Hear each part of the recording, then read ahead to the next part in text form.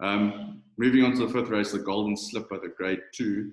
This is the horse I'm most excited about on the whole card. Caroluma for Sean Terry. Lyle Hewitson takes the ride, draw 1. She won the Devonair Stakes last time.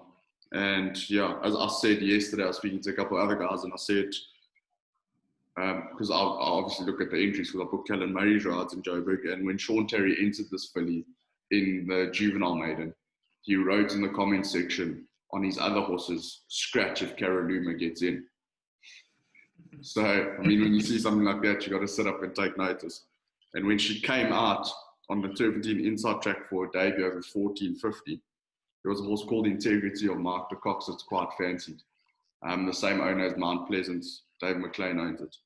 They'd run second and they quite fancied it to go 1 better that day. And Caroluma took a sit in behind the pace, and her and Integrity made their runs at the same time, and she absolutely blew past Integrity and left her standing. The form lines worked out. There's been 2 winners out of 5 runners from that. And Caroluma came out and won the Devonair straight off that, so she's unbeaten. She's 2 from 2. She gets draw 1 year. Lyle Hewitson, proven over 7 furlongs, and I think this could be a very, very nice filly. There's nothing else that really stands out. Love Bomb could be the value, I thought. She ran behind Vinici. She was slow in the start, but she moved up and finished off well. She had the second fastest 400 to finish, and she's got a good draw. I think at a big price, she could make the frame and be the each-way play. There's a lot of money for this filly, Maladimo, master of my fate filly. She won first time out, and she was back like they knew the result was in the frame. She travels up. Gavin Arena retains the ride, which is quite significant because he would have had a choice between that and Sent by Destiny for the Candice Dawson stable, who he also won her maiden on. And yeah, Maladimo, the money has flown on him. So she will have to improve, and it's her first time travelling, whereas Caroluma's been in the Cape, been down to the Cape, raced on a different course. And if Maladimo can beat Caroluma, I'll be very excited watching these 2 fillies going forward because they could be classic horses. If anyone knows the way that I look at these races, I always try to get the odds-on favourite beaten if I can. But the more I was watching Caroluma's replays, I just thought, this is a special filly. She looks a really, really talented filly. Just the way in which she quickens, it's really quite exciting to see that turn of foot.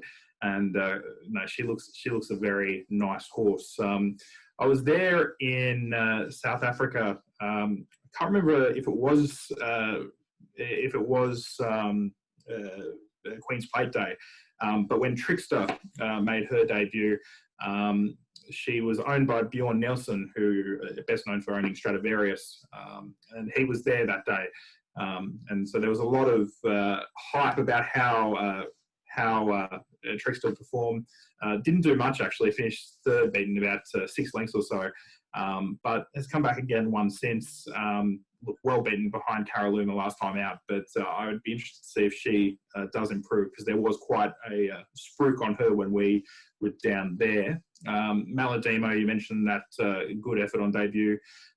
It's going to be a cracking race, and hopefully we do get to see Caroluma prove how good she is, but it'd be great to see Maladimo push her as well.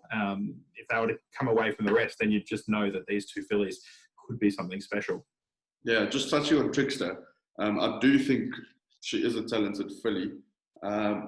It's just she was drawn badly last time when she ran against Caroluma in the Devonair, finished 5 lengths off, and once again she's drawn badly, and Caroluma's got a plum draw of 1.